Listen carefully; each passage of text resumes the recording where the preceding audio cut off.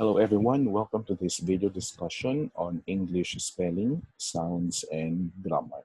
So before we fully understand the history or the background of the English language, let us have first a briefer on the English spelling, sounds, and grammar so that we will also understand the current composition of this language.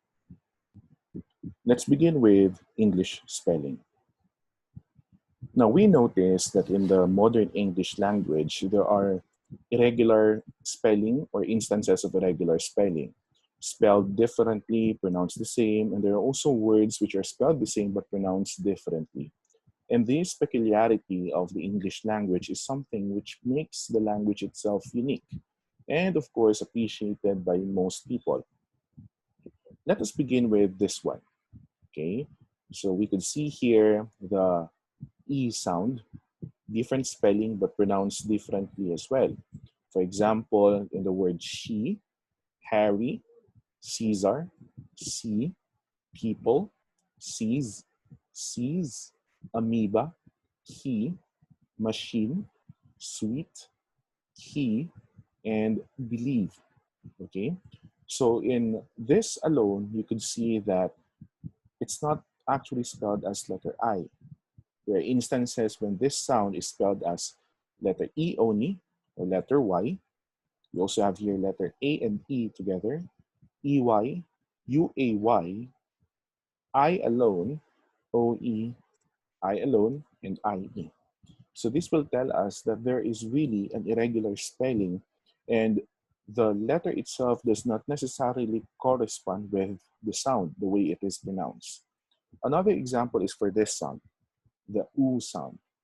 We have two, we have two, two, two, through, through, clue, su, suit, flu, lu, pu, lu, and shu.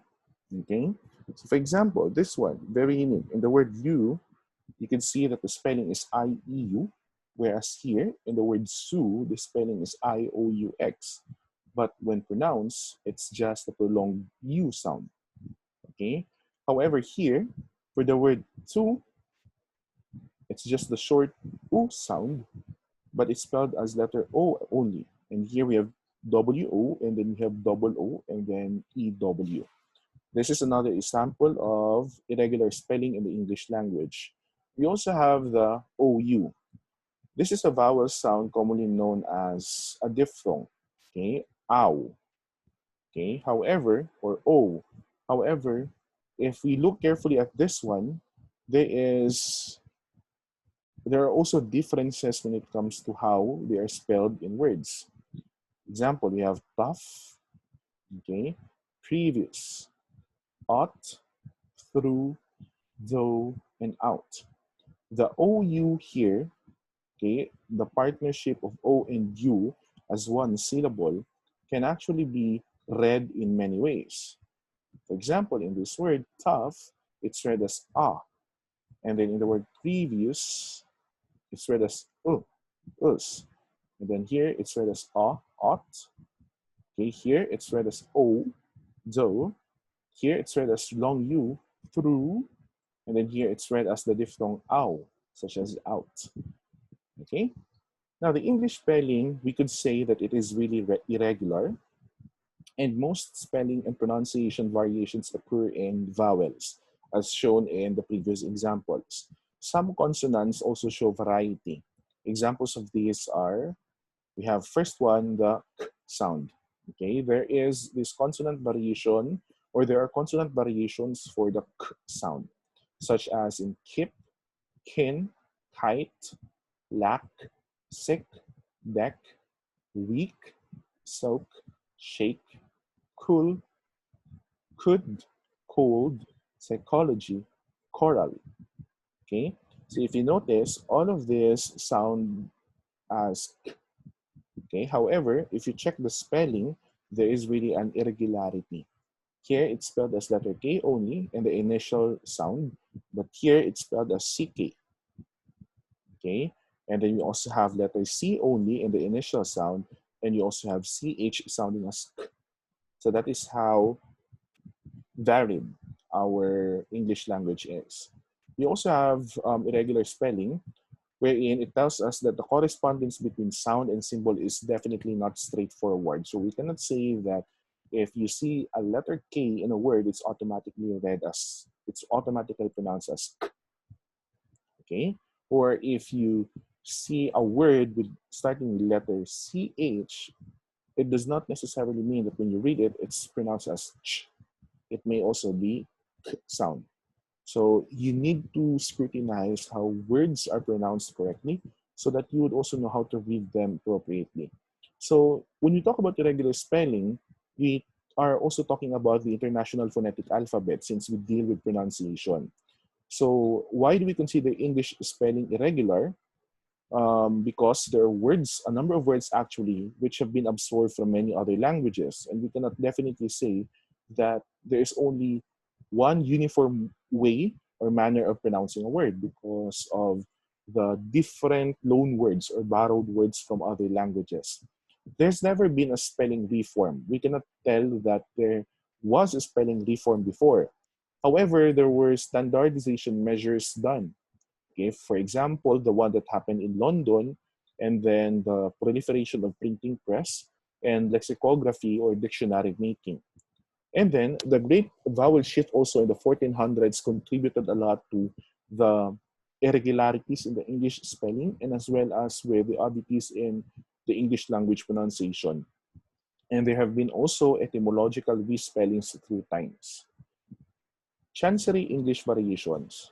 For example, the GH sound at the end of high, it's pronounced as a silent GH sound, even though the consonant is even though the consonant is present there. So if you notice in the word high, it's spelled as High, but why do we pronounce it as if it's silent GH? We don't say high, right? We say high, meaning if you are to transcribe this one, there are only two phonetic units. So we have the sound for letter H and the diphthong I.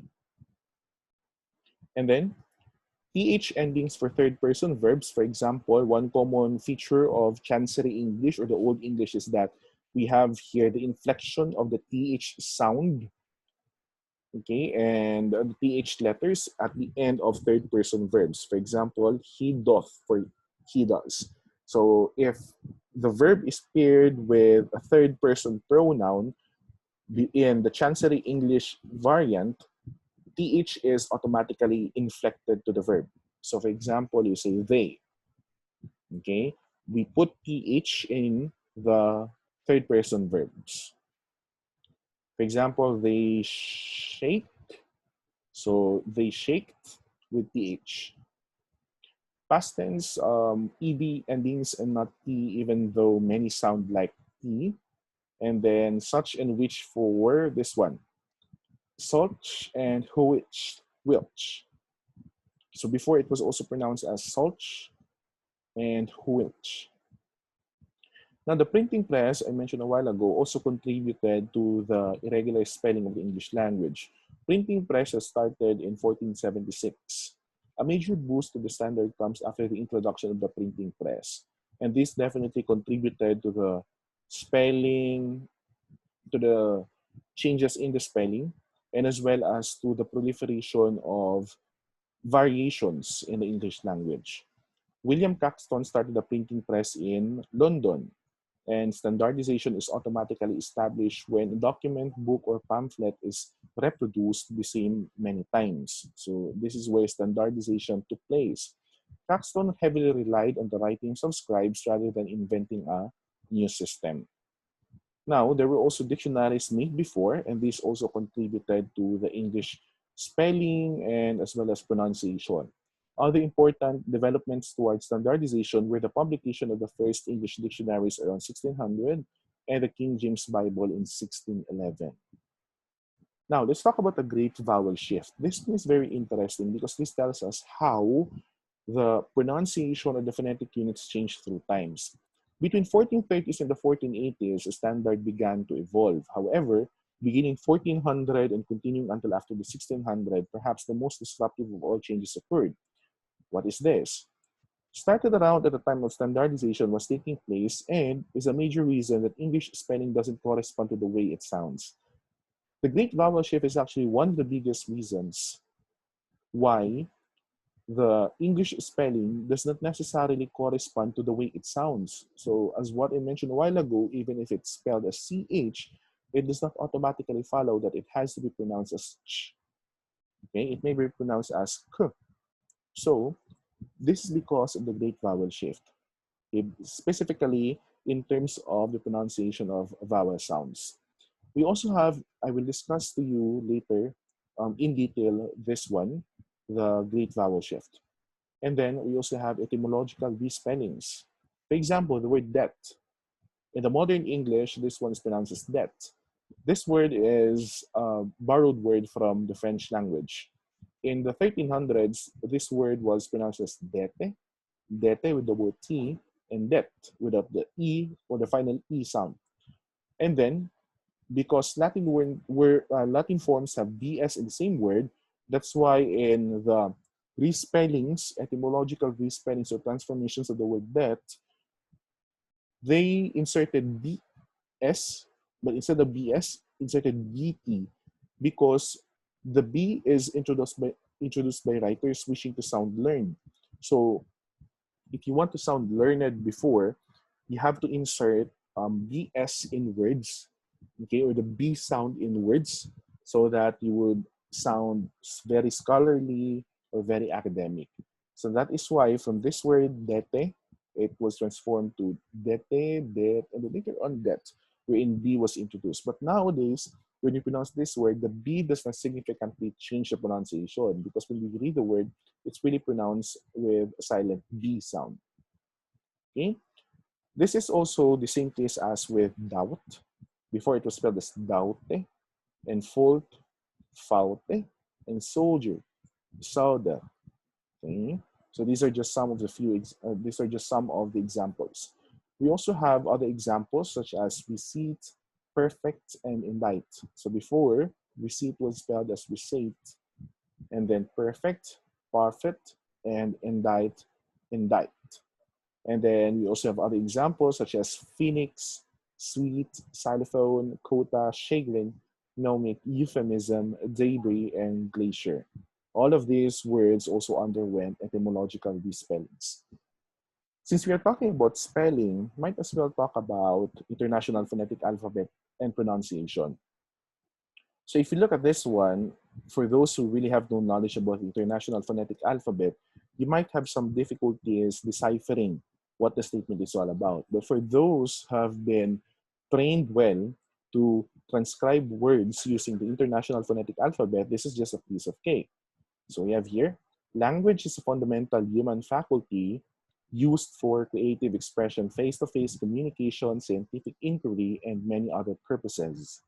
Okay, so this is the IPA transcription for that statement. Now, why do we need to have IPA transcription, or why do we need to carefully observe the International Phonetic Alphabet? Remember that there are appropriate pronunciation for words. And so the International Phonetic Alphabet will help us be guided with how words should be pronounced correctly.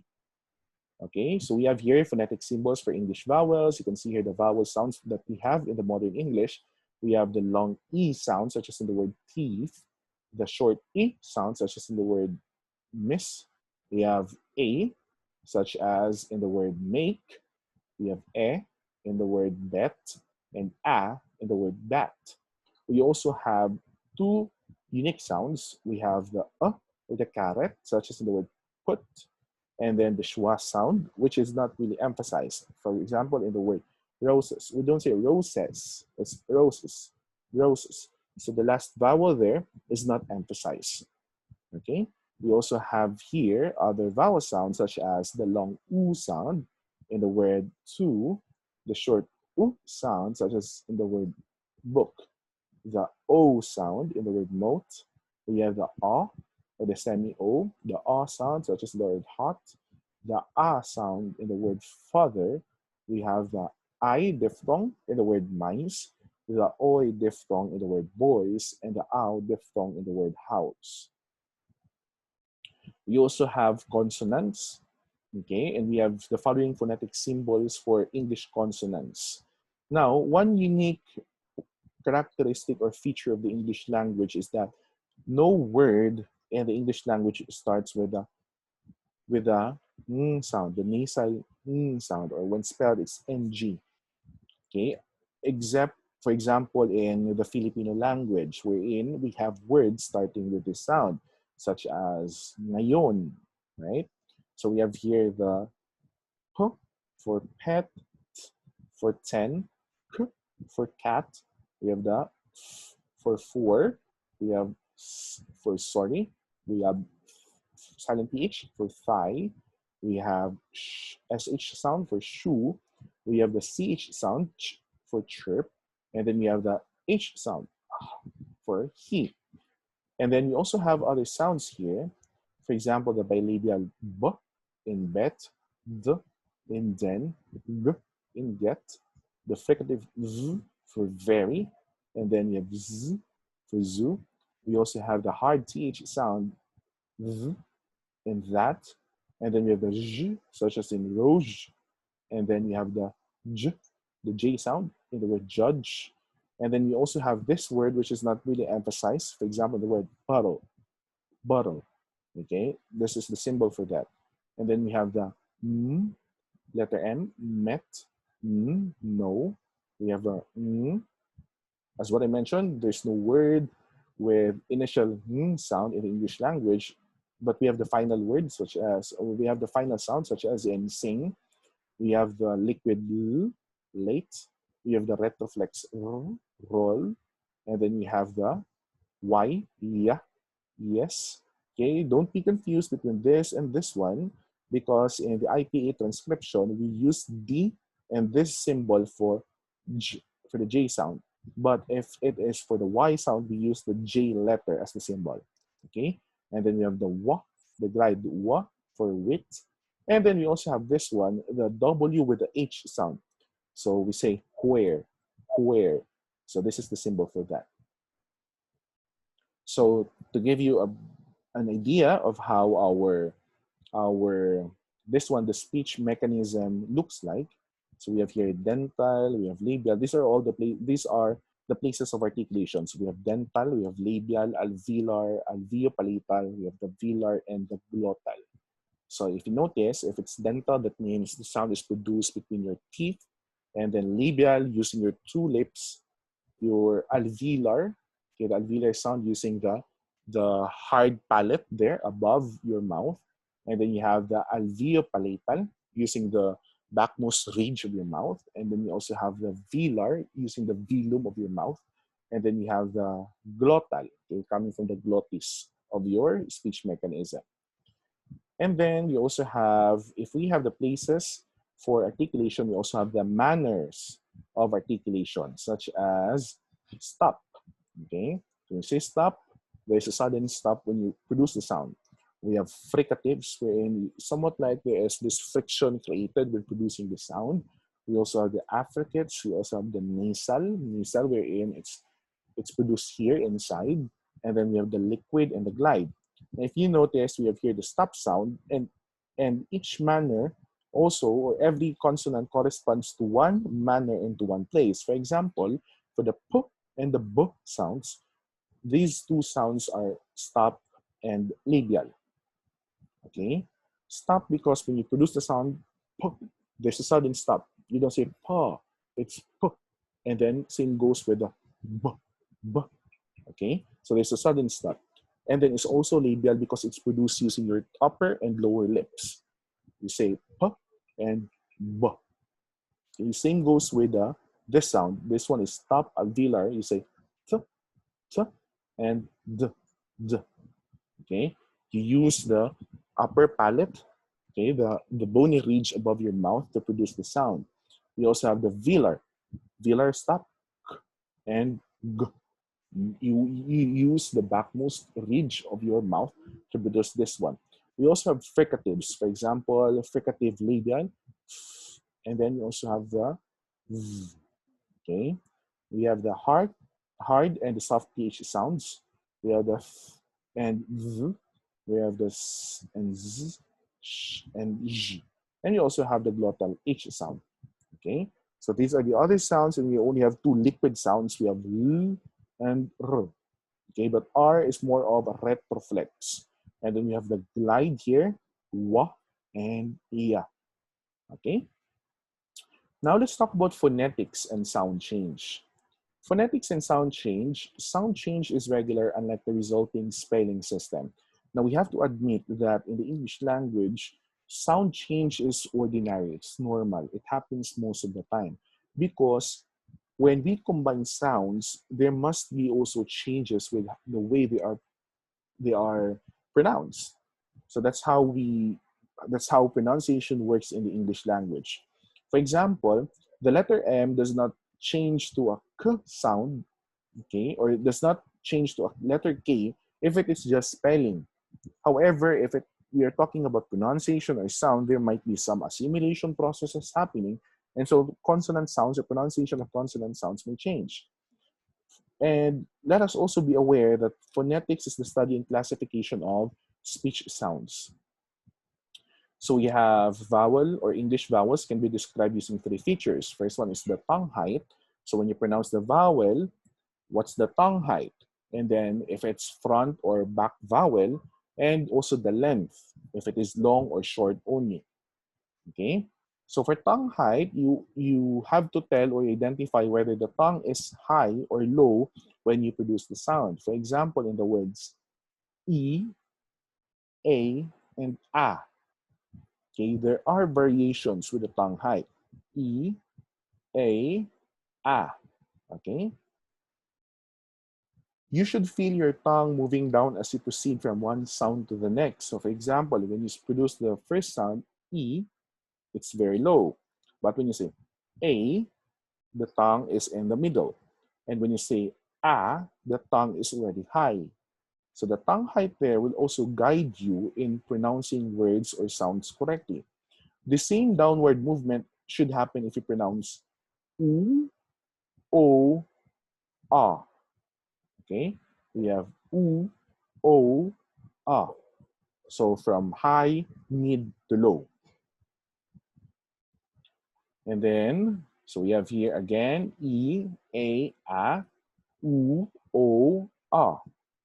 The former are pronounced with the tongue in the front of the mouth, the latter with the tongue in the back.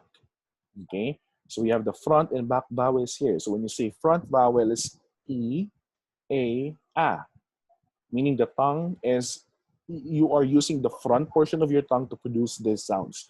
But when you pronounce U, O, A, you are using the back portion of your tongue. That's why they are labeled as back vowels. We also have length. Okay? You compare these two. I, E, I, E. So the first one is short, while the other one is long. Another one is U, U, U, U. Okay? So this symbol is for the short U sound, and then this one is the long U sound. And then in English, we have these sounds E, A, I, ow, o, oi, u. These are long vowels. And then we have the short vowels I, E, A, caret, O, schwa, and then the half O, and U. Okay? And then using the features listed above, A can be described as a mid-front long vowel. Okay? So if we go back to my discussion on tongue height, and then if it's front or back, and if it's short or long, the A sound can be labeled as mid. It's a front vowel, and it's also a long vowel. Okay, and O is mid, back, long vowel. Okay, so to give you a clear illustration, you can see here the English vowels. We have here the front vowels, and then we have here the back vowels, and then we have here the mid vowels. And then we also have here the classification of American English vowels. You can see here low, mid, high for the tongue height. And then we have the part of the tongue involved. It can be front, central, or back. And then we also have here the lip position, if it's rounded or not. For example, in the word O, U, U, and O, meaning your mouth is rounded when you produce these sounds. Okay? And then, to continue with the great vowel shift, we have this one question. How is this division relevant to language change? GVS, or the great vowel shift, is responsible for many of the irregularities in the spelling system. For example, in this one, originally the sound is A, and then it became A, and then it became E. So there's this shift from A, E sound, and then we have now the final sound, which is the diphthong I. Okay? I. A, E, I. So when you combine A and E, you can say A, and I sound, we have I. And then when you combine the sounds for letter O and U, we have ow. Okay, so this is the main direction of the great vowel shift. So when A sound becomes or A, we say that it raises and fronts. For example, this one. And then when the sound for letter E becomes E, it also raises. And then the same happens when O and U. Okay, the sound also raises. Therefore, we can say that the great vowel shift involves raising the long vowels. So from this single vowel to a combination of two vowel sounds, we have the diphthongs, the combination of two vowels. So the two vowels that are pushed out of the system are U and E. Okay? They are pushed out because we have now the diphthongs formed. They become diphthongs such as ow and I respectively.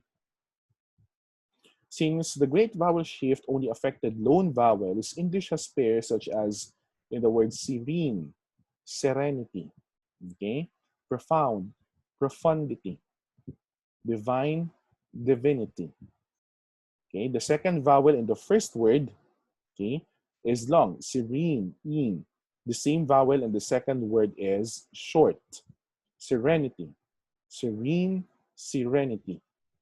Okay, profound, ow, and then it became a, profundity. The divine, okay, the I diphthong became E, divinity. Okay, the long vowels have also shifted to E, ow, and I. For example, in the words sane, sanity, vain, vanity, grain, granary, humane, humanity, clean, cleanliness, malign, malignant, crime, criminal, sign, signify. So how are manner, voice, and place of articulation relevant in language change and variation? Now, the manner in which a sound is produced changes when stops become fricatives. For example, in the Latin word pater or pater, corresponding to English father. Okay, so the Latin, for example, faba, okay, which means bean, to Portuguese or Portuguese became fave. Okay, so if you notice, there's this change here with the consonant sound b to v. So this is an example of frication. Okay, wherein the manner, which is bilabial, shifted to fricatives. So in these cases, one sound assimilates to become more like another, and we call it frication. Fricatives are more like vowels in letting some air through. So we have here the manner changing from stop to fricative, and that is the process of assimilation. Now, this assimilation also happens in other consonant sounds in words. For example, we have here, most especially for English fast speech, they adapt their place of articulation to that of a following stop. For example, in the word in Paris, we do not say in Paris, we say in Paris. So there is this so-called assimilation process wherein we combine the final consonant sound for the first word and the initial consonant sound for the second word. So instead of saying in Paris, we say in Paris, and same goes with these words. In Canada, we don't say in Canada, rather we say in Canada, in Canada. Okay, so the assimilation happens here between the n and the k sound. This is for fast speech purposes. Okay, now all of these things will help us be reminded that the English spelling and sounds are definitely unique. And there have been a lot of factors that affected the changes or the transformation. Okay? There were no reforms made. Okay? People did not forcefully reform all of these things, the English spelling and the sounds. They just happened because of certain factors. Yes, what I mentioned, there were intrinsic and extrinsic, okay, or internal and external factors that really affected the features, okay, the linguistic features of the English language. So I hope my discussion on this matter is very clear. If you have questions, please do not hesitate to post them in the open forum. Again, that is my discussion for English spelling, sounds, and grammar. Thank you very much.